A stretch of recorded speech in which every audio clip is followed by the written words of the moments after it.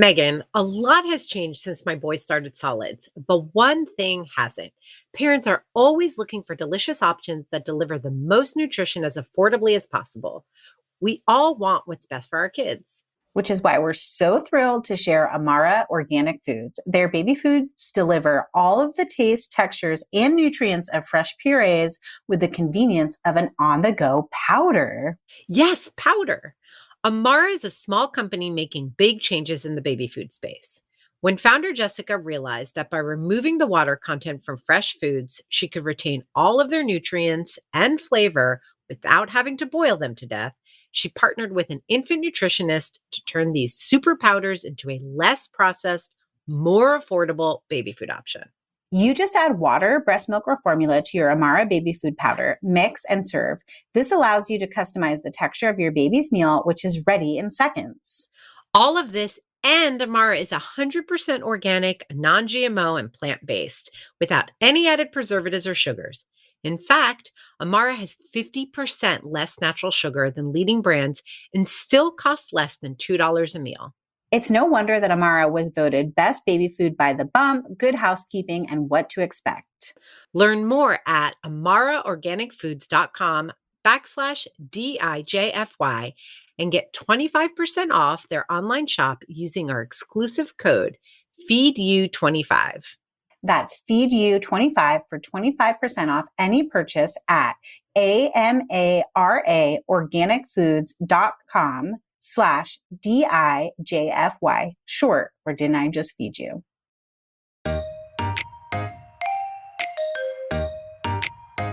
We are learning more about our bodies and doing more that maybe in this profession will also sort of start to open the conversation for all types of people and how they want to feed. And, already even seeing like different words like combination feeding and, exclusively pumping. Like, I just think we need to remember, like, it is just feeding your baby. And at the end of the day, there's a million ways you can do it. Welcome to Didn't I Just Feed You? A podcast about feeding kids. Hi, I'm Stacy. And I'm Megan. This week, we're throwing it back. Well, for us, since it's been many years since either of us have breastfed. Yep, it sure has been a very long time. But that very early feeding phase is so formative. And not just for the attachment that it helps children create with their caretakers, which we talked a lot about in our conversation with Kim Foster in last month's episode about feeding foster children. It's also formative for parents, especially the primary feeder. And I can say that in my case, not just with my first child, but with both of my boys, it really was a formative experience, that breastfeeding, formula feeding thing, and how it shaped me as a mom. Yes. I want to hear more about your breastfeeding experience, which weirdly we haven't talked that much about personally, and tell you more about mine before we dive in. But I think our community is especially relevant for this episode. Having a group of trusted, non-judgmental parents that you can count on to both commiserate and share information with is so important in those earliest feeding months. And I found our community to be one of the most supportive places on the whole entire internet. I could not agree more. And as a reminder, we offer a free community space where everyone hangs out.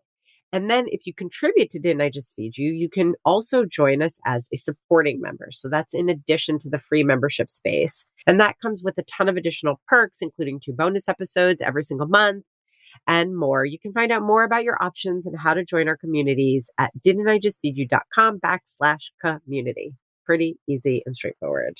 And if you can't join our community or become a supporting member right now, you can always support Didn't I Just Feed You by leaving a rating or review, or even telling your friends about us. Stacey, you talked about this a little bit with Erica, but tell us, give us a general overview of your experience breastfeeding your babies. Okay. And then you'll tell us yours. It's just we're going to keep it short and sweet because it's like trauma therapy, right? I didn't have any supply, and I just had it in my mind that I needed to breastfeed. Like, I was going to do it quote unquote right. I insisted on exclusively breastfeeding for 3 months, and I mentioned this in the conversation with Erica at Isaac's 3-month appointment. I was told, right now you're going to leave this pediatrician's office and you're going to go get a canister of formula. So failure to thrive, the worst possible term ever. I tried like pretty much everything. I fed on demand. I pumped. I used this tube that I attached to my nipple so that I could put either pumped milk, but more often formula in, so that as he was getting the formula, he was also stimulating my supply in theory. I weighed him before and after. Like I did all the things. I was on prescriptions. I went through a million lactation consultants. I saw a special breastfeeding MD that I traveled with baby Isaac an hour and a half out of the city to find. Oof. It was so mentally draining. I felt like such a failure.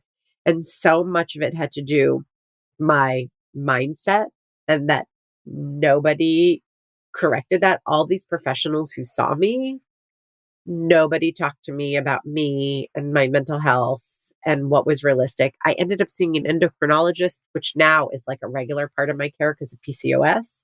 And the endocrinologist was the first person who sat down and said, listen, some people's lungs don't work exactly the way lungs are supposed to optimally work. Some people's hearts don't work optimally the way human hearts are supposed to work. And I'm just going to say that it sounds like you've done everything, and your breasts, for when it comes to milk supply, just don't work the way you think they're optimally supposed to work. Please be done with this. Wow. It was really Like that's intense. was that freeing, or was that No, did that also make you feel like you but that was failed? me because no one was talking to me about it. Erica has such a different perspective than all the lactation Yes. consultants that I dealt with. And I have to say that let's remember this was 15 years ago. So Erica Yeah. even acknowledges that her industry is changing. No, I mean, I was embarrassed. I remember feeling like I was getting dirty looks when I would pull out bottles in public when I wanted to like have a play date. Everybody, it was like 15 years ago, Brooklyn, everybody was like, no BPA, everything organic. It was like the height of no one recognized their privilege in any of it. And like, I was just shamed, especially because I was a part time work from home mom freelancing as a writer. Like, I Yeah. was able to breastfeed him Like it's just what you're supposed to 100%. do. I remember feeling like in every conversation I'd have a tape running in the back of my head as I was talking to people, like looking for the natural opportunity to bring up why I was bottle feeding him, formula feeding him. And like I needed them to know how hard I had tried to not be this person. It was terrible. It was so terrible. With Oliver, Mike made me have formula in the house. He was like, from day one, we know that supply is an issue for you. So we're going to have formula in the house. From day one, I combo fed him and I was much healthier about it. But I have to admit that when it didn't work with him too, there was a whole like emotional response where I realized I had been holding out hope that I was going to do it quote Yeah. unquote better. And so I've really come to terms with the fact that it was my body. Like I did all the things. I ate all the things. I drank all the things. I did all the things. Neither of my kids, I could keep up with their supply, even feeding Oliver on demand, supplementing with formula by like 3 months at the same point where Isaac, my supply started to dry up. It started to dry up with Oliver too. Yeah. So that was that. But I was I was a lot healthier mentally about it with Oliver, but that isn't saying a lot because I would say one of the hardest, most depressed I've ever been was when I couldn't feed Isaac exclusively. Yeah. That was also my experience with Ella. My experience with Emmett was very much different, but not only because I was a second time mom, but because we were in a different season of life. So when I had Ella, I was still working for Alton. So I had like generous maternity leave because his wife at the time was just so great about that stuff. And I had also like combined time, like vacation time. So I just had this time. I had basically 3 months of being home with Ella, but I had joked, this is so terrible. I can't believe I want to say this. I had joked like, oh, I have big breasts. So like, if I can't breastfeed, what was the point? Like, of course I'm going to That's so breastfeed interesting. because that was my like anatomy. Like I Yes. joked about that. And then at the same time, I did nothing to prep for breastfeeding because I just thought like, you just do it. You just put the baby on your nipple and like it works. It's magic. It's natural. And that's not at all what happened. And I was seeing a lactation consultant at the pediatrician, which I think is an important distinction. You know, Erica talks about having a lactation consultant at an OBGYN, which would have been hugely helpful because everyone was concerned about Ella.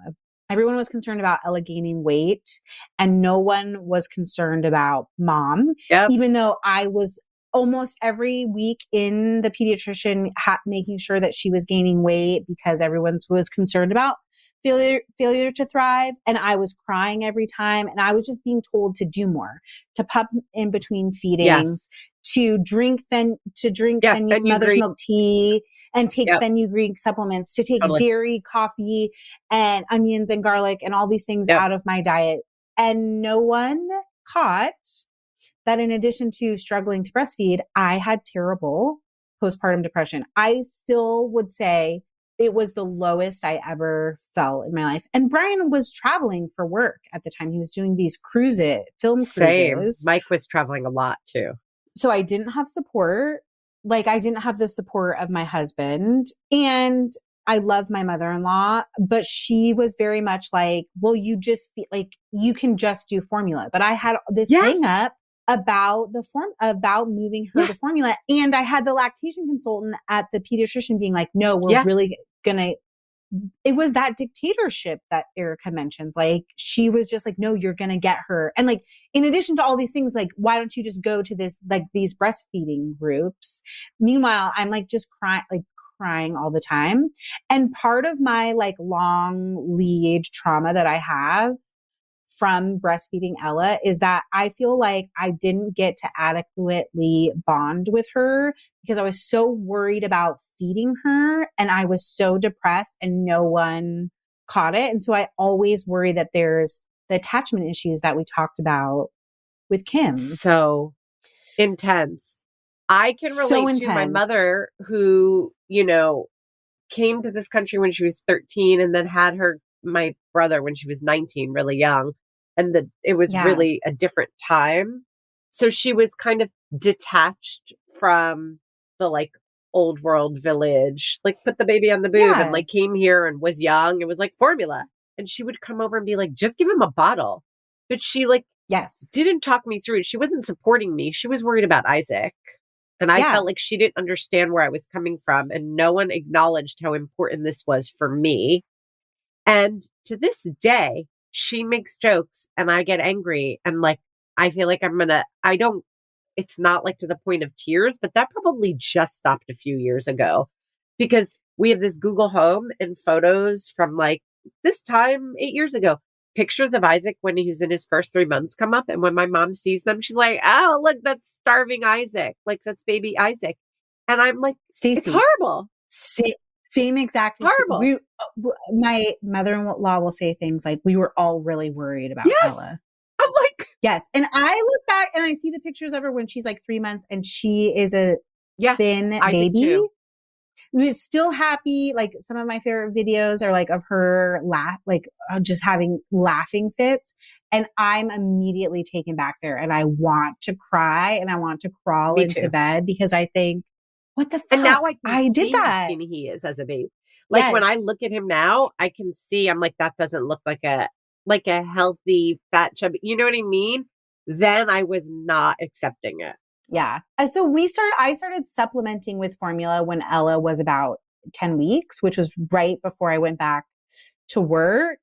And then when I went back to work and I had to pump at work, which was like Alton's wife, Deanna, really tried to like create a space where I could pump comfortably, but there was also weird work dynamics with other people where and comments where I was just like, I can't have someone like commenting on the breast pump. So then at 3 months, she moved exclusively to formula and was amazing.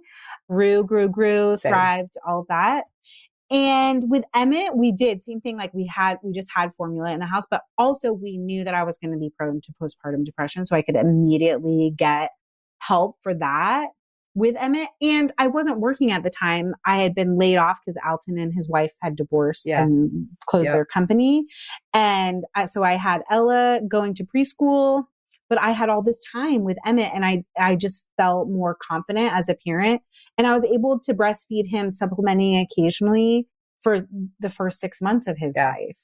And it was just such a wildly different experience, but I had different expectations too. I was open to supplementing. Totally. And talking with Erica made me think I might have actually honestly had oversupply with Ella and no one caught it. Like everyone thought, and she was having a hard time latching and having a hard time feeding because she was getting too much at one that time. like go and like having thing. Yes. Yeah. I mean, I was definitely not making milk. Like he definitely wasn't. Yeah. I remember extremely vividly, this is 14 and a half years ago, Isaac's first formula bottle.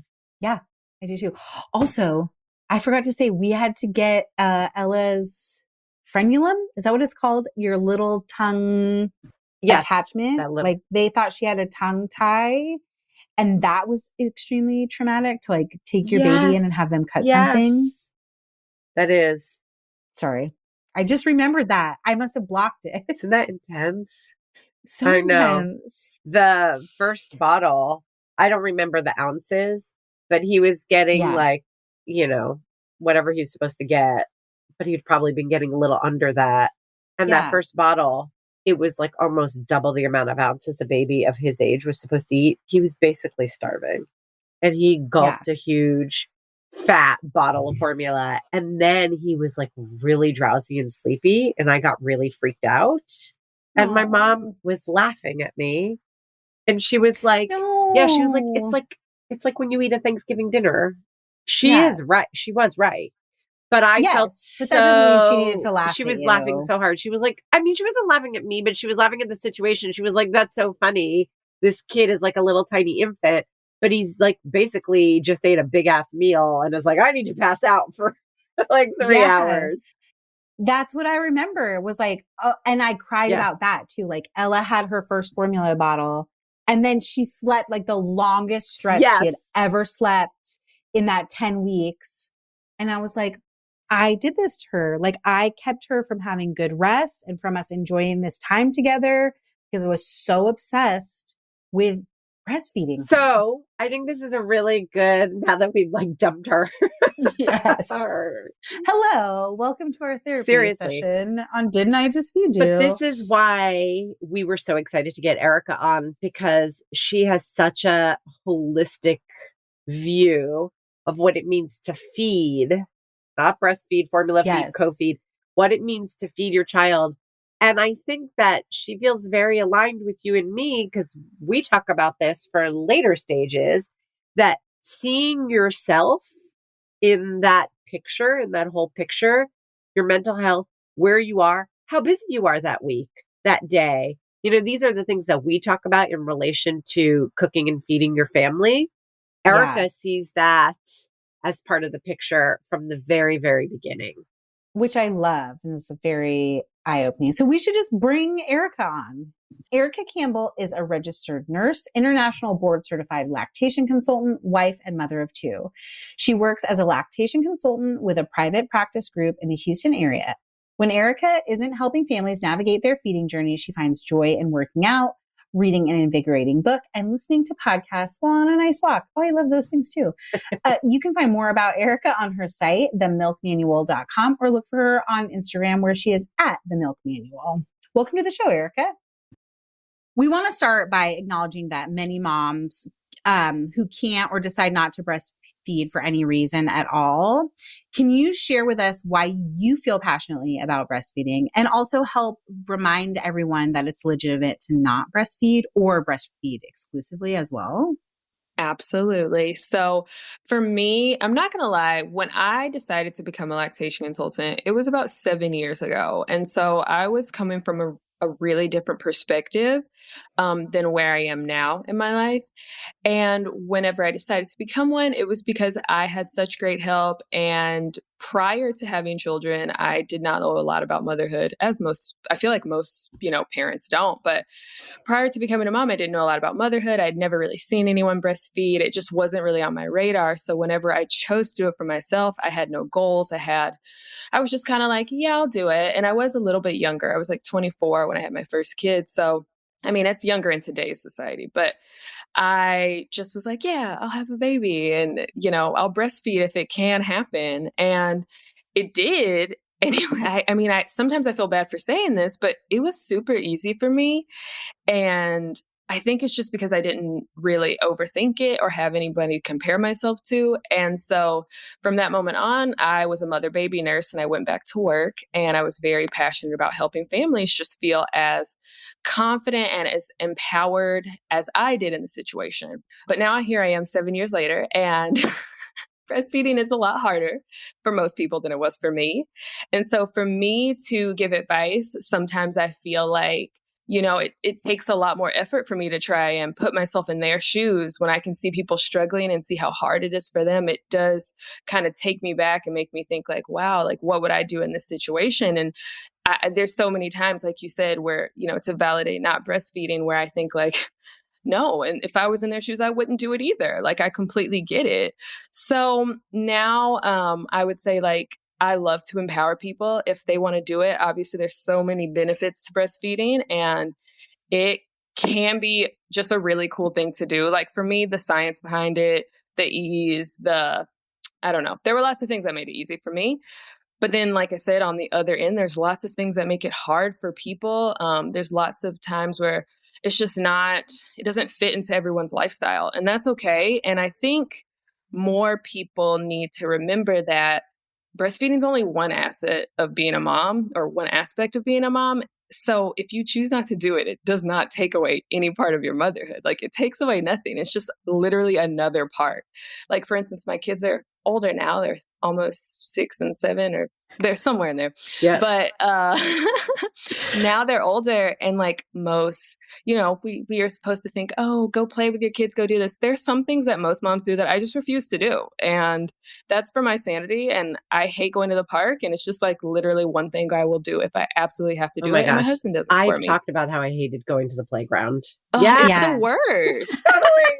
Totally. And you know what, though? Like, I just don't feel bad about that, because at the end of the day, like, they'll be fine. Everybody's going to be fine. It's one small aspect. And I think for breastfeeding, you have to think of it that way too. Like, yes, ideally, if you really want to do it and you worked hard, you got to celebrate that. Celebrate how far you made it. But if you decide not to do it anymore, like, I don't want to be insensitive, but it's just like, if you decide not to do it, just move on. Like, remember, it's just one little thing. I think we're giving it too much power, and we just got to keep rolling. I love this so much. You're reminding me of, in my own career, it's kind of just like stopping and acknowledging as an expert your privilege and why you came to this in the first place, and then being able to like expand yourself to be of service to as many people as possible, not just to the people who come at it from your lane and from your experience as well. So I had a really horrible time breastfeeding. Actually, there is a trauma in there for me. For sure. By the time my second kid came around, I thought I was over it. It was a little bit traumatic, but it was so much better. But at that point, I was like, whatever you do, fed is best. Like, that's what matters. In the meantime, on a parallel track, as a food expert, as a professional recipe developer, as someone with privilege who could afford organic food, at the same time, I was like learning all this stuff about why I thought organic was better. And especially because, you're feeding them many more fruits and vegetables, in ratio, like, than we eat. So the organic makes more of a difference. I was publishing recipes where every ingredient was like organic this, organic that, organic. I was so blind to seeing how I was alienating a whole group of people who either didn't agree with me, who were coming at it from a different point of view, who had a different budget, who, whatever it was. And it took me, at least 7 to 10 years into my career to say, like, oh, wait a minute. Like, I can't be of service to everybody. This is just one little piece. You're fine if your kid doesn't eat an organic banana. Like, right. Like, this is not what motherhood is about. So I think that's why we're drawn to you and your work, because you have such expertise and you're passionate about it. But there's really room for everybody. And I think because of Megan and I both had really hard breastfeeding experiences, we want to share this information and get people who are excited about breastfeeding, excited about doing it and having an expansive view of it. but without alienating people for whom it's hard or they're torn or, it's just complicated. Also, who maybe don't want to. I feel like we don't Yes. acknowledge that enough, that there are people who purely, for whatever reason, maybe it has to do with like their body image or their self-image, they don't want to be a breastfeeding parent. And also acknowledging that they're like non-binary parents who might not be able to breastfeed, I think is really important. But what you said, Erica, where you were like, it is just one aspect of motherhood, of parenthood. Like I needed someone to tell me that 10 years ago when I was struggling with it. So I'm so glad that you said that. Yeah. But let's move away from talking about our Stacey and I's breastfeeding that's like trauma. a good way to set the stage, though. That's a good way to set the stage, that like hopefully people can grab what they need and want from this episode without feeling judged if like not every aspect of it applies or resonates with them. Yeah. And I think that's important too for like just the scope of breastfeeding as a whole, because again, I think we've always kind of seen it as very black and white. You do this, it makes you a mom, but it's like, and I try and tell so many people to this day, every person I work with, like, it's not all or nothing. Like you could literally just give one bottle today and like, that's still super beneficial, and give one bottle today. If that's all you can do, like, that's still really good. And then if you choose not to do it, like you still worked really hard. And I think a lot of lactation consultants are getting on board with kind of supporting people where they are. But I think, traditionally what we've always seen is kind of lactation as just being more like, you just breastfeed. Like, no, there's no substitution, nothing else, So I feel good about like where we're going in the future, especially as like women are taking more ownership of their bodies and we are learning more about our bodies and doing more that maybe in this profession will also sort of start to open the conversation for all types of people and how they want to feed. And, already even seeing like different words like combination feeding and, that's so exclusively awesome. pumping. Like, I just think we need to remember, like, it is just feeding your baby. And at the end of the day, there's a million ways you can do it. That's so great. Because I'll tell you, Isaac is 15.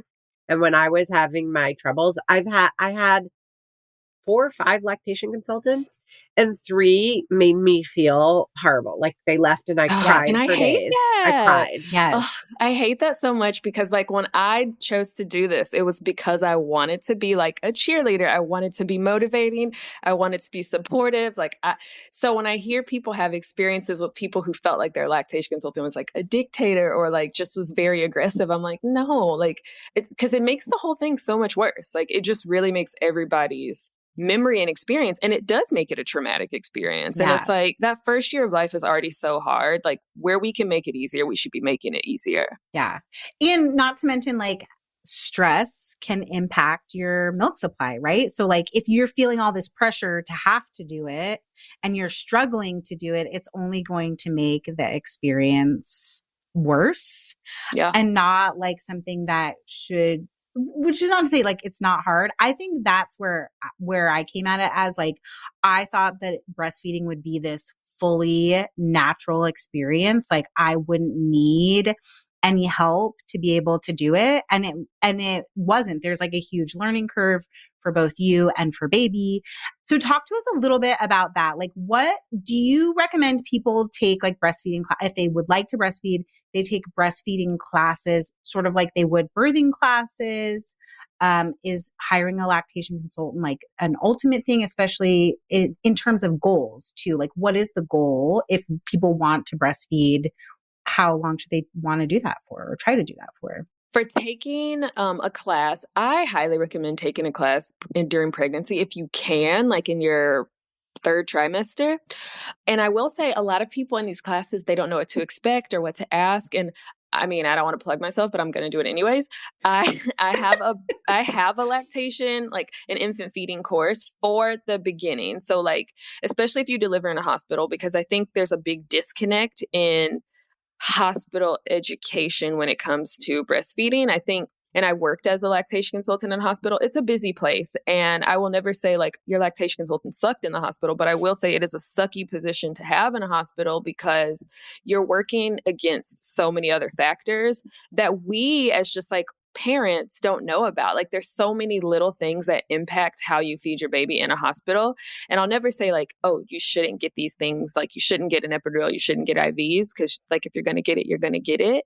But I think it's important to know that it does impact feeding. So here's what you should do to help the feedings if you get an epidural or if you get an IV. So that is something that I talk about in my course. And I feel like most prenatal breastfeeding courses just are kind of like, la-di-da, like here's the benefits of breastfeeding, as if we don't know there's benefits. Like it's 2022. We all know there's benefits, but nobody's talking about like how to do it or what to do in this situation, or like, okay, so the first day my baby's crying, like why, like what's going on with them biologically that's making this happen, you know? So I think it's important to take a prenatal class. I think a lot of classes are more so getting on board with like answering real questions that real parents are having rather than just spitting us like facts that we already know. But I think also just reading some books, like doing more information, like kind of, and this goes for all aspects of parenthood, but like really diving in on what you can do for you and your baby rather than what you can buy. Because a lot of people will also come to me and they'll be like, oh yeah, I'm ready to breastfeed. I bought this, this, this, and this. And I'm like, okay, but what do you know about day one? Like, do you know that you do have milk? Do you know it's called colostrum? Do you know Yes. those type of things? And they're like, oh no, I don't know that. And that's totally fine. Like, of course we don't know it. Like our society is not promoting us to know this. We're all kind of told like you should buy this to be good at breastfeeding. So I think courses can be helpful. What are realistic goals for breastfeeding exclusively? And then also people who want the health benefits of breastfeeding and maybe they don't have the supply for it. So they want to like extend it out using what they have and supplementing. Like, are there different goals for different Yes. types of feeding? Yes. And that can also be helpful during a prenatal consult. And another question you asked was like about seeing lactation. So Yeah. everybody's insurance is different, obviously. But I want to say in the US, as far as I know, a lot of insurance companies will cover at least 3 to 6 visits with lactation, and those are covered. Really? I That's see a lot of awesome. clients. Yeah, I see a lot of clients for up to 6 visits, and it's all covered by their insurance. And it's been really great for me, and it's been really great for them. Like I've gotten to watch a lot of babies grow a lot longer than I would, and kind of establish these relationships with people, which is my favorite part of the job, is just like making mom friends and like empowering them. You do get those type of visits, and you can use one of those for a prenatal visit if you want. I always recommend, like if you have any type of pre-existing condition, any type of breast surgeries, used any type of fertility treatments, anything like that, to kind of work with someone beforehand just to set up expectations, because that's a really big thing. Is like some people will have the baby and they're like, yeah, I'm going to breastfeed. But then I meet with them, a month or 2 later. And I'm like, well, in your medical history, it says like you have this, and this can possibly affect your milk supply. Did anybody talk to you about that? And they're like, no, I had no idea. Like breast reduction is a big one. And a lot of people don't talk about the impacts of a breast reduction, but then I see them and I'm like, oh, wow. Yeah. Like we should really be talking about what's realistic for you and your body. Totally. And Because knowing that before you are exhausted and emotional and hormonal and trying to keep the creature alive, it would have been so helpful to me, right? What's hard though is like when you're pregnant, you go to these visits with your obstetrician or midwife. You go to all these visits, but breastfeeding's never really talked about, breastfeeding's kind of lumped into this in between, because even after you go to the postpartum visits, they kind of ask, are you breastfeeding? But there's not as much guidance. There's not like a lactation consultant on their staff, which I truly feel like there should be lactation consultants in these OBGYN offices, and they should be counseling you whenever you decide you're pregnant. And it's, again, you have the choice to choose to breastfeed or not to breastfeed. But even so, like for me as a lactation consultant, I loved meeting with people who chose not to breastfeed, because those people are also put at a disadvantage after delivery, because your breasts are still going to change, and nobody tells you like, it's going to hurt. Like, here's how we suppress the milk. Here's how we make sure we're taking care of your breasts and your body when you choose not to breastfeed. So when I would go in the hospital, I would walk in, and if people were like, oh, we're giving formula, they would instantly like look at me with this shame, or like, oh, I don't want to talk to her. And I was like, no, sweetie, like, let's hang out. Like, we still should talk. We should talk about how you should prepare your formula, like the room temperature your formula should be, how to feed your baby, like how to burp them. There's still so much guidance, I feel like, and education that can be given. And that's why I like to tell people, like, I work in infant feeding, not just breastfeeding. So if you're doing both, like, I want to help you feed your baby no matter how you choose to feed them. And down to the breast too, because some people will still get plugged ducts and they're like, I'm not breastfeeding. Like, why do my boobs hurt so much? And I'm like, yeah, we need to like massage and do certain things. And there's still so much education that needs to be done on a lot. So yeah, you can still see lactation for prenatal visits. And I think it can be really helpful to set those expectations and get to those goals. And whenever it comes to goal setting, I'm just very much on like short-term goals. Like, let's see what we can do. Let's take it day by day in those first couple of days. And then at 2 weeks, let's see where we are, because it is really hard, I feel like, for like the first 6 weeks. So pushing through those type of things, I try and visit people a lot more in the beginning if I can. And at 6 weeks, I like to just ask them, like, emotionally, how are you feeling? Physically, how are you feeling? You have to kind of really dig deeper into yourself and not talk about your baby in that moment too, because a lot of people are like, well, the baby's doing so good, so I want to, and I'm like, but how do you feel? Like, Yeah. are you doing good too? Because if you're not, like, we need to evaluate other options, because there are so many other options. And if you just really want to give the benefits of breast milk, you can still do that. You can take a break. Like, I think it's good to have lactation on board because it is an emotional moment. And sometimes we, as the parent who just had the baby, aren't in that mind space to where it's like, there's a million decisions to be made right now. I just need somebody to help me, guide me, talk to me. I feel like I Yes. can cry thinking about my experience then hearing you. It's like when you like parent your younger self, like you do that, like therapy thing, right? Yes. Like hearing you say, okay, the baby's doing okay, but how are you? I feel like nobody asked me that. And between my personality and also there are so many decisions you're making and so many new Yes. things you're learning. I became so goal oriented about feeding that it was just like, how do I get him enough milk from my breast? Like that was Mm-hmm. it. And I became single minded in a way that was really harmful to my mental health. And ultimately, the first time around, not great for my baby. When Isaac went to his 3-month appointment, his pediatrician pulled me aside, and he's 15. It's still the same doctor we go to. Like I trusted her from the beginning. Like we were like in it together. And she was like, you need to leave this office and you need to go buy a canister of formula today. She was really careful about not using failure to thrive, which was a term that was like thrown my way and like felt like a gut punch. When someone Mm-hmm. says your baby's failing to thrive, you're like, well, I f***ed it up. I didn't do my job. Like that's your only job is to help this little baby thrive. And, it was really harmful. I wish someone had just stopped and talked to me, not about breastfeeding, but about the whole situation, like where I was, Yes. where he was, like how there are different options, Yes. the Yes. full And I think picture. it's so important. And like you said, like it is such an emotional thing, especially when you feel like, and I think for so many of us, and probably even so 15 years ago, it was just so much like, no, it's this or it's this. You feed your baby this way or you feed your baby that way. If you can't do this, then you're not a good mom. If you can't do this, and all of that, it's honestly just bull. Like it's not how we should be approaching motherhood in any aspect. Like I said in the beginning, there's so many aspects of it. Like we're not going to be good at every single part. We're not going to be bad at every single part, but we have to find peace with where we are. And we have to find like the support in that journey as well. And that's where I come in. Yay. Before we hear more from Erica, a quick break to hear from this week's sponsor. Last year, both Stacy and I discovered Nutrafol, a supplement that supports healthy hair growth by targeting the 5 root causes of thinning: stress, hormones, environment, nutrition, and metabolism. We've been so thrilled with the results that in 2022, we want to make sure every woman knows about Nutrafol, because as it turns out, 30 million women are impacted by weakened or thinning hair. Nutrafol offers 2 targeted formulas for women that are clinically shown to improve hair growth and thickness with less shedding through seasons when hair loss and thinning are normal, like postpartum and premenopausal, and all the times in between. In a clinical study, 86% of women reported improved hair growth after 6 months, and more than 1,500 doctors recommend Nutrafol as an effective and high-quality solution for healthier hair.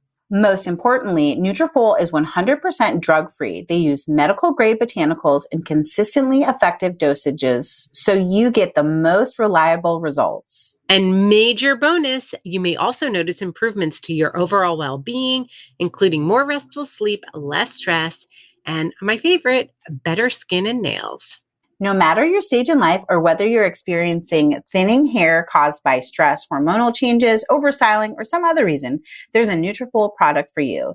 Take their hair wellness quiz on Nutrafol.com for personalized product recommendations. Grow thicker, healthier hair and support our show by going to Nutrafol.com and enter the promo code DIJFY to save $15 off your first month subscription. This is their best offer anywhere, and it is only available to U.S. customers for a limited time. Plus, get free shipping on every order. That's $15 off at Nutrafol.com, spelled Nutrafol.com. Promo code DIJFY. Okay, so can we get down to some brass tacks? Because the first thing is like milk flow, right? Mm-hmm. Can you talk to us a little bit about the problem I came up against was short milk supply, but also I've spoken to a lot of people where it can be really overwhelming if they're overproducing. Yeah. Right. So like, what are Yes. some like basic tips and tricks for each of those scenarios? So I think it's really hard to say because it's so different for every single person, obviously, but also with the babies too. Like some people's babies are like, with any type of oral restriction or anything, the baby is what's causing like the supply to be lower. So it's not even always necessarily like how mom's body is working. And that's where pumping would come into play and then working on baby's mouth. So it can be really complicated even to just like navigate a slower milk supply versus a faster or a low milk supply versus an oversupply. And sometimes a low milk supply can be caused by lots of things that are out of that person's hands. And I like to tell people that so they can understand, like, it's nothing that you did. It's nothing that you even could have known was going to happen. It's so much bigger than us, how our bodies choose to work and choose to not work. And so in a low milk supply case, it's like, sometimes, and I'm going to be honest, and I think more of us need to say it, is like sometimes there's nothing we can do. Like sometimes you cannot change it. And we have to now work at the mental health aspect of this because it can't be changed. But what can we do instead to like still support our baby? Like what can we do within that realm of low milk supply that you can still get the goal of feeding your baby how you want? And that's where I was telling you, like some people, they go through the whole triple feeding. I don't know if that's something you had to do 15 years ago, but it's like breastfeeding, pumping, bottle feeding. And that is draining. Listen, literally when I have to sit, that tube that you have to like tape to your nipples so that I was giving supplemental nursing system. I did all of it. And that was my low point. That's what I'm saying. Like I even tell my clients, because some people be like, well, they told me to triple feed. And I'm like, but did they tell you for how long? Like, did they tell you anything else? And I'm like, no, we got to figure out what's going to work in your own environment. And sometimes that's why it's nice to do home visits. So I work in homes and offices, but in like home visits, I can kind of get a sense for their personality, like who they are, how they run their household, kind of shows how they're running their own life. And so like with people who are more type A, or I guess the other one's type B, you can kind of tailor the care plan to who they are as a person. And some people, I can see it as soon as I look at them and look at their house and look at everything that they're going through. I'm like, no, you don't need to be triple feeding. You need to sleep.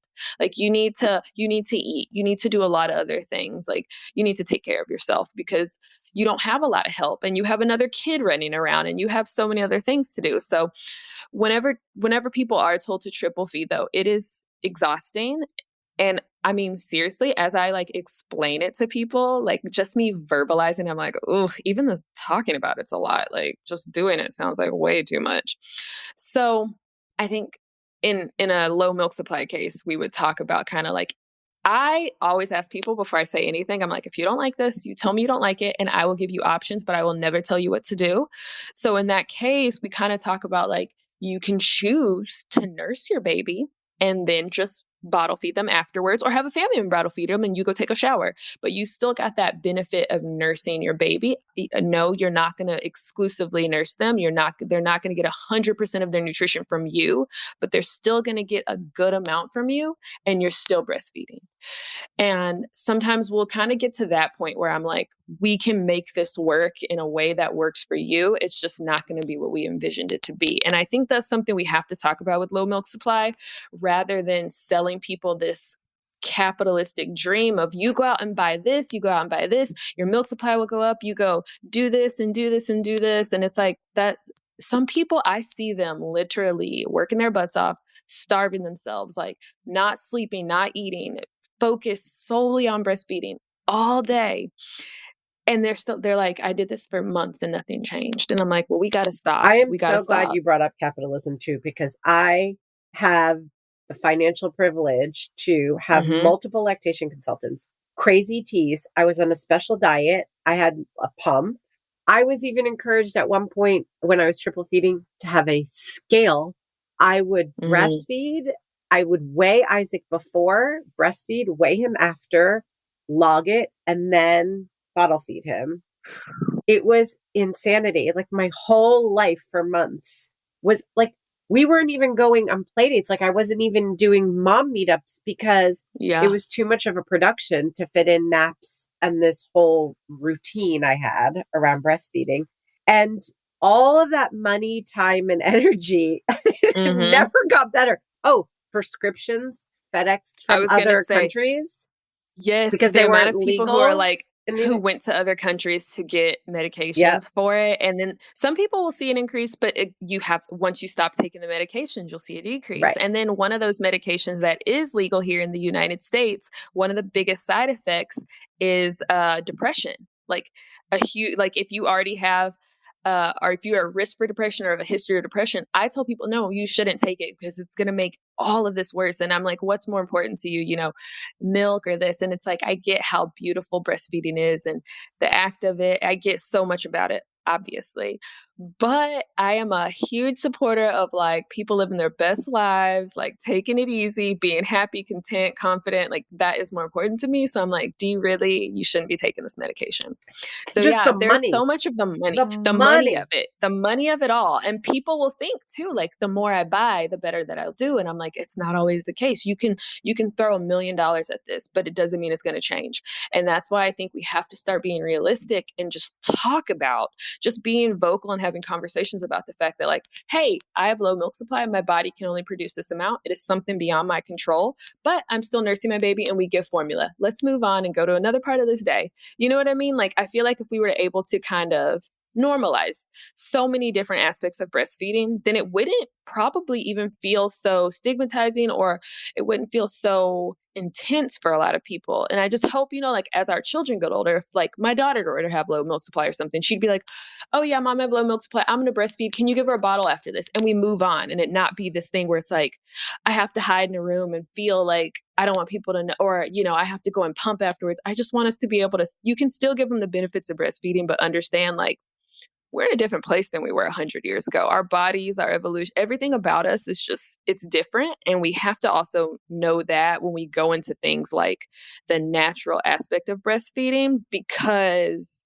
a lot of stuff just isn't as natural in our lives anymore. And that's kind of how we're moving. And it's okay, but we have to kind of know that just going into things. I also just want to add that everyone like says, oh, well, breastfeeding is free. And it's only free if you have like, you don't need any interventions at all, which almost no parent has. Yeah. And it's only also air quotes free because we don't value women's time. And I had a similar experience to Stacey of having trouble with supply and latching and having to like breastfeed and then also pump afterwards. So I was like constantly in this loop cycle of like breastfeeding, pumping, cleaning the pump, and like not having time for taking care of myself, which probably would have helped in the end. So I just think we have to also like acknowledge the fact that breastfeeding isn't as free as everyone markets to be. And if you have to supplement with formula and that's an expense for you, there's also lots of help for getting formula for free or at a lower cost That's too. true. Yeah. Yeah. Yeah. And on the financial end, like you said, it's free if it's also easy for you. So like for me, whenever I had to breastfeed, I was younger. Social media also wasn't as popular. So it was like half of the stuff that's out now, like I didn't know about. Like when I was on the tail end of breastfeeding, my second kid, that's when like LV and Willow came out. So there wasn't this like, oh my God, you have to have this type of pump. It was kind of like there were two pumps and it was like you just got one and it wasn't a thing. But like now it's like 50 million different pumps and 50 million different gadgets. So I think breastfeeding's obviously not free, but I also think we put so much more emphasis on the things of breastfeeding as well. And I think we have to find like a happy middle and understand like, yeah, some people are going to need to buy some things, but we also as a society are just much more in excess. Like some people will come to me with 3 pumps before the baby is born. Woo. And they're like, well, I have this one for this one for this, and this one for this. And it's like, then they talk about how complicated it is and how this nursing bra is better than this one. And they'll ask me my opinions. And I'm like, I am literally the most minimalist person you'll ever meet. So it's just like, I can't help you when it comes to product reviews all the time because I just can't fathom why you need 16 different types of nursing bras. But that's where I think we are also at a place in society where like, no, it's not free, but it also shouldn't be the most expensive bill if it doesn't have to be. Like, obviously, if you're paying for help and you're paying for formula and you're paying for the things that you need to go into it, like that's really important. But I think we also have to kind of just remind people, like, you don't need to have the cooler most pump. expensive one. Yeah. Yeah. You don't always need to buy like 6 different nursing pillows. Like get a hand-me-down nursing pillow if you can. Like we have to kind of promote ways to like find some sustainability or like ways to just make it more affordable, because I gave all of my stuff away when I was done. And I know there's certain things you're not technically supposed to share, but I'm the most realistic person. And I'm like, no. So for me, with my second baby, I stayed home for the first 9 months of his life. And and again, I know that's a privilege and I was really thrilled to do so. I mean, I wasn't making any money though. So it was like, not amazing, but like it's a privilege, but I was like, we were losing money. It's like I was working, but I stayed home with him for the first 9 months of his life. At 3 months old, Houston had Hurricane Harvey. Long story short, our whole house flooded. We lost everything, including my whole freezer stash of milk and my pump, right? Oh my It gosh. was okay though. Like we truly are so blessed. It's like such a blip in the scheme of things for our life. Like it really was a huge deal. But at the same time, like here we are, I guess 5 years later, and it's not as substantial as it could have been. But we lost our pump. And it's actually funny because we took pictures of the damage and I can see in the room because, well, we couldn't go back until a week later because it was so flooded that we couldn't drive back to our house. In our bedroom, the pump's like on the bed from the last time I used it and it was covered in mold. And I was like, oh, okay, definitely can't use that. And I was just like, well, I'm not going back to work, so I don't need a pump. So again, I know that's something I got very lucky so I did exclusively just breastfeed him for 9 months. And then I just like would hand express if I ever had to have a bottle to leave him, because I was not about to buy another pump. Like I was like, I'm not spending money on this. But then at around 9 months, I went back to work and I did need a pump. And I was like, I'm not going to breastfeed for much longer, so I'm not buying a pump. And I borrowed one. And I know that's something we are not supposed to recommend professionally, but I was like, why would I buy a pump when I could just borrow one? Like, so this is what I mean when I'm saying like, yes, breastfeeding costs money, but it doesn't always have to. Like if you can penny pinch, do it. Like if you can find ways to like, I'm going to borrow a nursing pillow from my friend. I'm only going to breastfeed for this long. Oh, my baby's only taking bottles for a couple more months. I asked people for bottles. Like it was just like, I'm not going to spend money on this if I don't have to. So I made breastfeeding very free for me, I would say, for the 3 years that I did it. Yeah. 3 years back to back. You're hitting on something that I think is also really important, like parenthood advice, 4th trimester advice is like having a community before you have your baby and also after you have your baby, because that can give you the support you need to breastfeed or help you with all the other financial aspects of feeding, whether it's like pumping or supplementing. I lucked out and had a group of girlfriends who had all had babies before me. And there was just this like tub. It was like all the different types of bottles. And that way you didn't have to like buy a bottle and see if your baby would like that. But like you could kind of try out what worked oh my well gosh. for you. And also, I'm pretty sure we bought our secondhand and just like replaced the tubing. That's what I did too. Yeah. Which can be great advice for anyone who is worried about that sort of thing. Right. Well, technically, since I'm a professional, let me like give a professional answer. Yes. You're supposed to, so like an open pump is like that Medela pumping style. Those are the ones that are more at risk for like germs, blah, blah, blah, whatever. But then the closed systems are more close to hospital systems and aren't supposed to get the germs in. So that's like Spectra, but most companies are making closed system pumps. So if you ever were about to buy one and you were concerned, just Google, is this a closed system pump? And it'll tell you. And then I would say go with your gut. Like, again, I'll never say don't do something unless it's like, literally murder or something. All right. So, Erica, we talked a lot about low supply, a little bit of a therapy session for me and Megan, perhaps. But I want to get back to this idea of oversupply, too, because I've heard that can also be really, really stressful, especially if moms are, going back to work or trying to move to combination feeding. Do you have any like tips or tricks? Yeah. So there are a lot of, with oversupply, it's such a blessing and such a curse.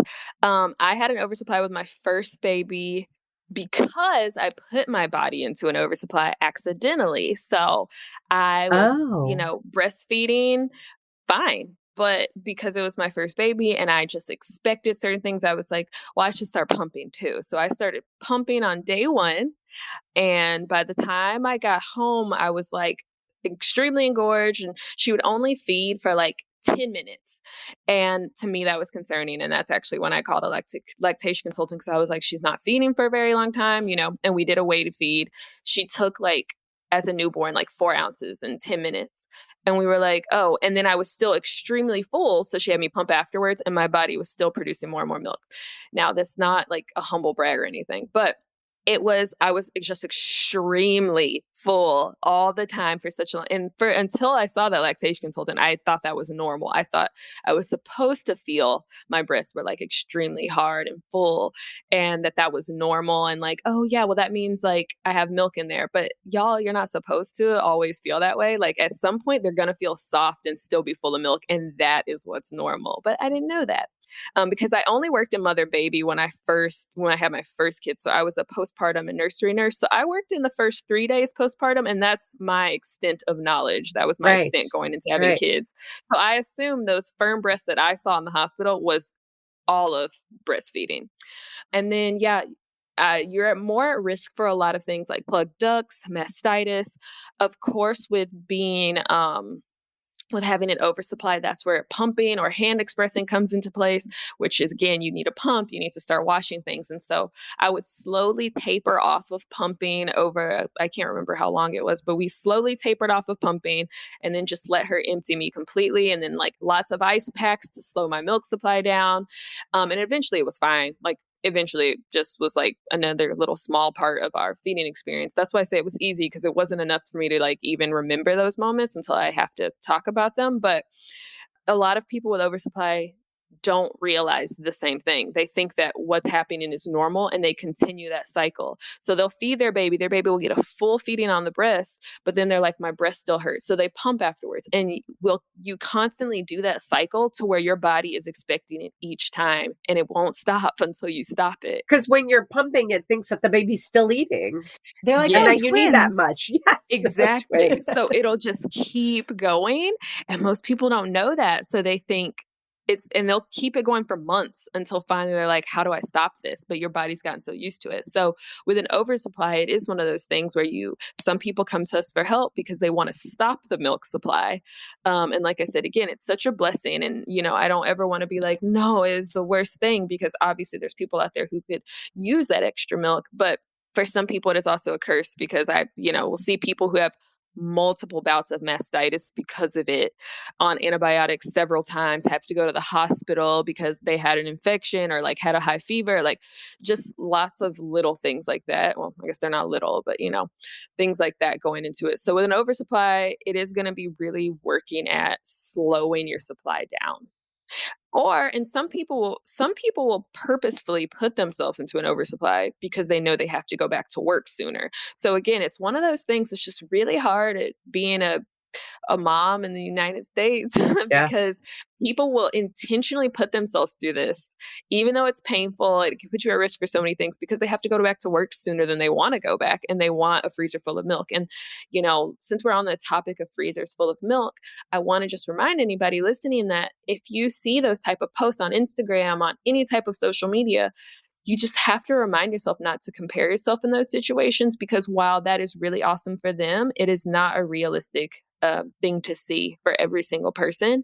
And a lot of people will come to me and they'll be like, well, I only have 2 bags in my freezer. And I'm like, no, that's actually normal. Like, not to say that, having an oversupply is abnormal, but technically it is not it's an oversupply. It's not what your body or what Right. most bodies are doing. So it's like, I always try to remind people, like, just don't worry about those. Don't worry about those pictures. Just scroll right past them because it's exciting. And I know that those people are really proud, and I want them to have a place where they can be proud too of their hard work and what they have. But I also want other people to remember, like, it's just Not real. it's not going to happen for you. And that's okay. Yeah, it's okay. Okay. I have one really quick, like, brass tacks question before we leave, which is the idea that you can create, because like what you've talked about is like that it's very individualized. Breastfeeding, feeding babies is very individualized. Is it a myth that there are foods and drinks that can help your supply? Because that was one of the things that I struggled with my first. So I have this really good book called Mother Food, right? And it's all about like recipes and foods that are meant to kind of promote or enhance lactation. So from my professional experience, I'm going to say there are not very many studies that have proven any of this to be true, like that anything helps. But I think specifically here in the US, I can't speak for any other country, but a lot of the other countries from this book have so many recipes and drinks that are full of fluids and hydration and lots of like, good vitamins, minerals, all those type of things that I think those are so supportive of milk boosting, or just even milk, like sustaining your milk and kind of hydrating your body, that it's seen as something to increase your milk supply, when truthfully, it is something that is just kind of like keeping you afloat, like keeping everything afloat. So then if you come here to the US, obviously our nutrition is a little bit different for most people. And like, it's different for a lot of us. I know a lot of us don't drink as much water. We drink a lot more coffee. Like there's some days where I'm like, I got to make sure I'm focused on drinking water. And then, add in being postpartum and you're not drinking as much water, or you're drinking coffee to try and stay awake because the baby is up all night. I think sometimes people will say, oh, I started drinking Body Armor and my supply went up. And I'm like, maybe it's because you weren't drinking any fluids at all. It might not be Body Armor. It really might be just the fact that now you're getting fluids. Now you're getting electrolytes. Like, you found something you actually like to drink. Exactly. You didn't like drinking water. Yes. Exactly. So, and then same with the foods, like a lot of the foods that in most books or most blog posts, most articles will talk to you about the foods that are good for milk supply. And all of those foods are, and y'all work in nutrition, so I don't know the right word, but they're very like how watermelon's really like full of fluid. Yeah. Hydrating. Yes, that's it.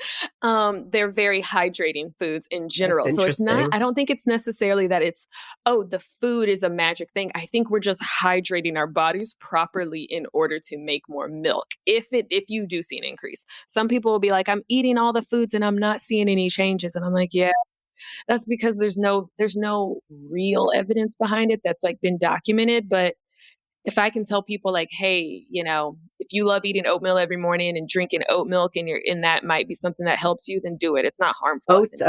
I remember oats and dark beer. I had a dark beer every night. I was like, what? So many people with the oats. And I was the same way, where I was like, oh, I'm going to get an oat milk latte every time. But there is like the coffee. Like, yes.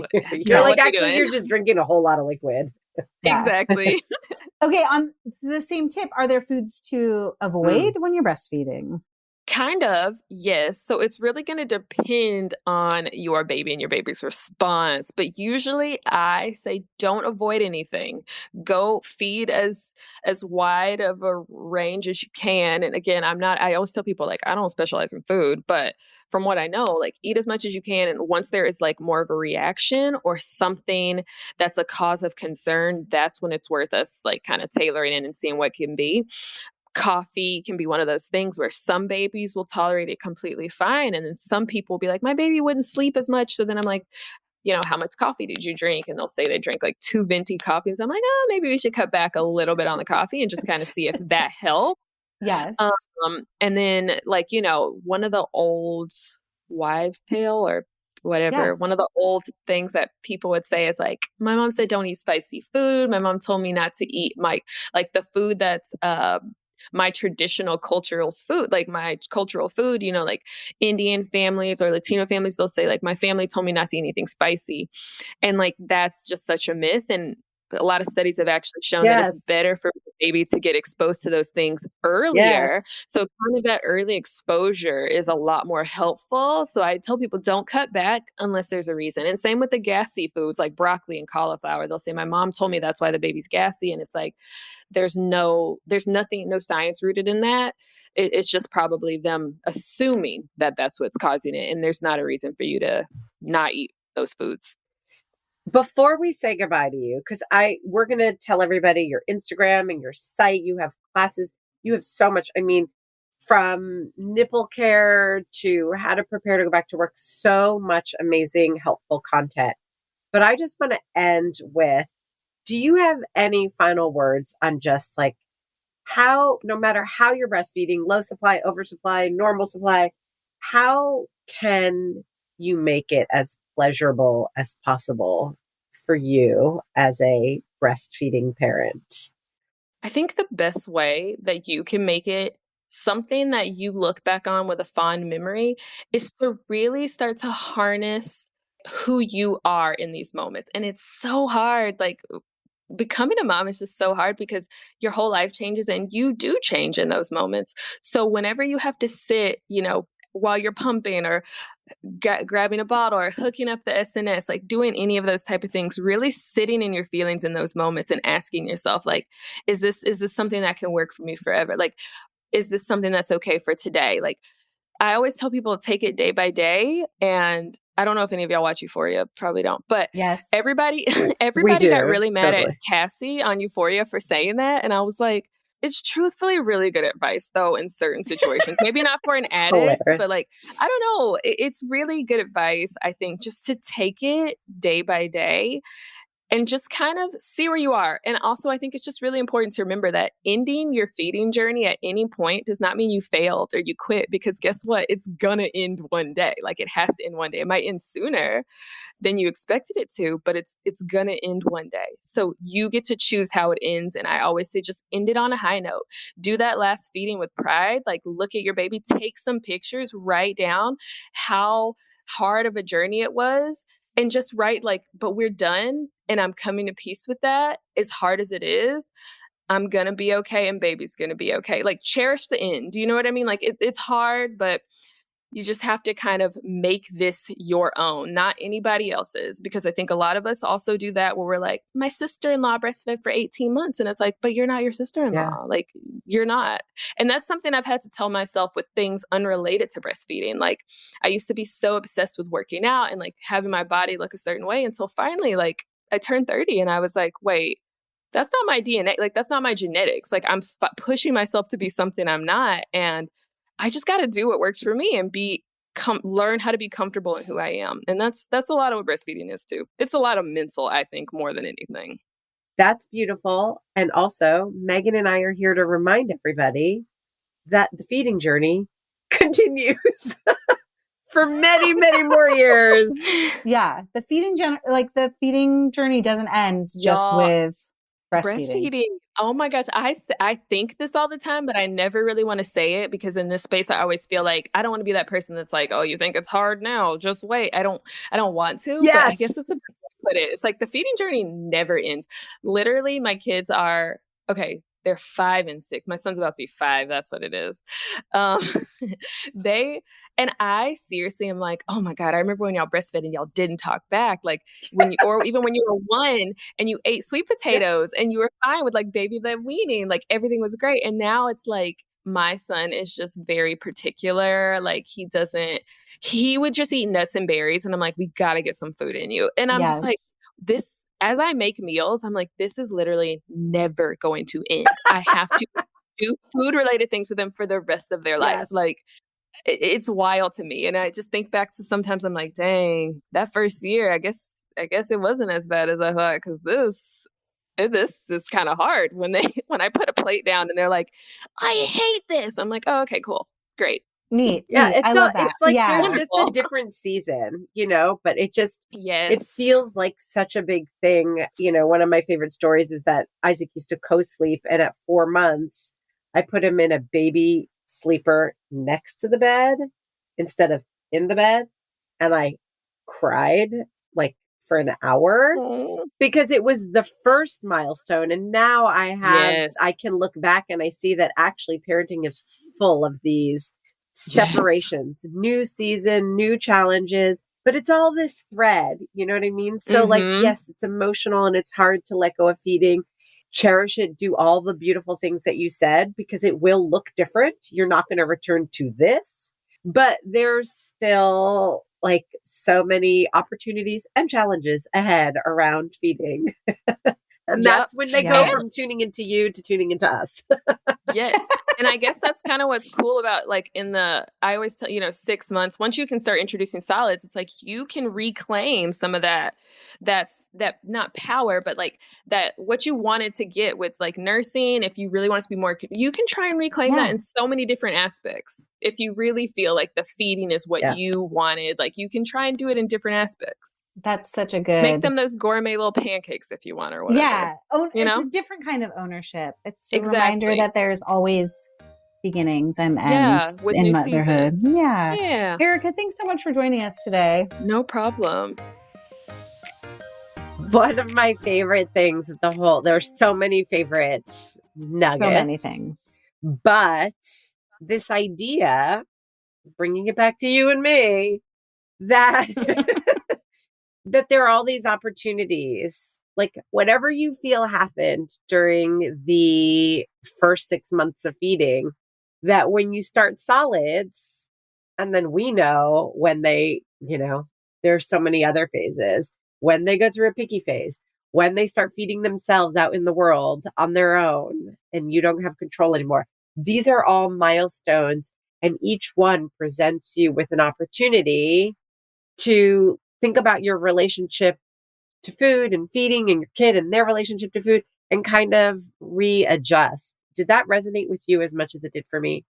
Oh, 1000%. Especially what Erica said, like, this is just such a small piece of your parenthood journey.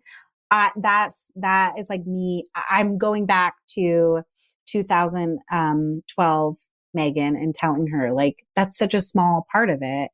I also think is like an important place for us to talk about. I mean, we have this whole identity that's wrapped in food, right? Like we are both food editors. We've been for a long time. We take pride in how we feed our families and how we feed people. But like that is such a small part of raising kids in general. And we do have to, from the beginning, take this pressure off. Like some of the benefits of breastfeeding are not about the nutrition. They're not about the milk at all. It's about the mother baby time together. And if we can take a more wide angle view at parenthood, I think we can take a little bit of the stress out of it and hopefully bring in some more joy. Yeah, you remember when Fingers family crossed. dinner was like the thing? There were all these Instagram accounts and it was like family dinner. And I remember joking. Like your kids will do drugs if they don't eat dinner together. I literally remember making a joke like, okay, like if you don't eat dinner with your kids, they're obviously going to become like an addicted hot mess. Like they're going to be serial killers. Let's bring it back to true crime. No, podcasts. Seriously, that's what it felt like. And actually, what family dinner really represents is a time when you're connecting with your kids in a very busy world, that they Yes. know that there's always a time and a space where you will be present and connect, even if it's just for 20 minutes, 10 minutes, whatever it is. So it could be family breakfast, or if you hate cooking and everyone in your house isn't into food, it could be a weekend walk. Like it can take all these different, forms. Yeah. Maybe you're a better parent than me, and it can be floor play, like where you're on the floor playing and doing imagination, which I freaking do not enjoy. Totally. Hard relate.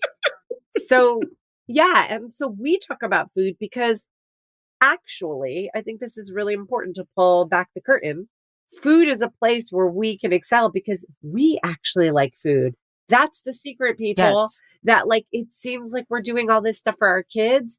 We're doing all this stuff for our kids, yes, but we're doing it in this realm where we feel confident, where we feel like it brings us some personal joy, where it brings us some intellectual stimulation, where all these things, because it's part of our profession. This isn't just out of the goodness of our saintly, motherly hearts. You know what I mean? Yes. So if feeding is not your thing and you're listening to us just because you want those practical tips and tricks to get in and out of the kitchen as quickly and as efficiently as possible, that is okay. That is just a tiny piece of your parenting. Yes. I feel like that's it. That's the whole, didn't I just feed you in a nutshell? We like it, but you don't have to like it. Absolutely. And it's okay if you don't like it. So it's great if you breastfed. It's great if you formula fed. It's okay if you hated it all and it was miserable. And in 15 years, you're going to tell trauma stories to thousands and thousands of listeners on a podcast. That's it. It's all fine. It's all fine. Okay. So, Stacey, let's invite everyone to share their trauma and inspiration with us in our Didn't I Just Feed You listeners community. We hope you've joined us there. If not, join for free at didn'tijustfeedyou.com/community. Or if you want those bonus episodes and other goodies, join our supporting community. You can also keep in touch with us on Instagram, where we're at Didn't I Just Feed You, or by signing up for our newsletter. And of course, don't forget to subscribe to Didn't I Just Feed You wherever you get your podcasts. Or if you're already a subscriber, leave us a rating or review. Those don't only bring us joy, they also help other busy home cooks find us. A huge thank you to Erica, our guest today, and to our editor, Samantha Gatzik, who we love so much. I'm Stacey. And I'm Megan. Stay sane and well fed until next week. Be sure to subscribe to Didn't I Just Feed You wherever you're listening. And don't forget to rate and review.